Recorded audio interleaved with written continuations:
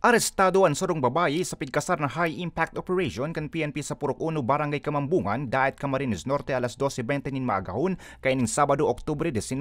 Binisto ang suspect na si alias Maymay, 48 anyos, single residente ka nasabing lugar asin pigkonsiderar bilang newly identified drug personality. Ay naresto si Maymay makalis na mapabakalan nin pigtutubodan na shabu an operatiba na nagserbing poster buyer. Nakuha sa posisyon niyan sarong one knot tied plastic sachet asin onsing heat-sealed transparent plastic sachets na may pigtutubodan na shabu na may gabat na 165 gramo asin nagkakantidad nin 1,122,000 pesos.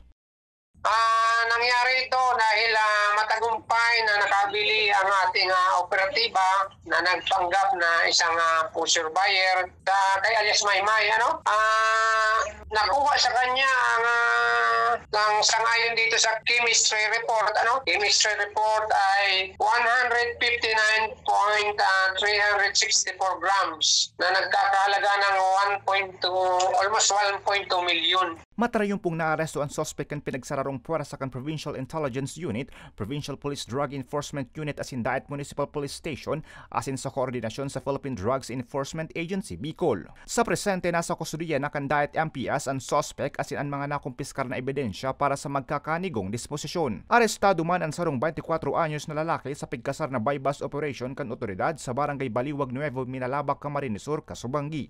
Binisto ang suspect na si alias Verhil, welder may live-in partner asin residente kan Barangay Timbang, Minalabak, Camarines Sur. Nakuha sa posisyon niya ang sarong paketa nin pigtutubodan na shabu na nagkakantidad nin 500 pesos na pigbabakal sa police poster buyer asin saro pang paketa nin pigtutubodan na shabu na may gabat na 1.53 gramo na may market value na 10,404 pesos.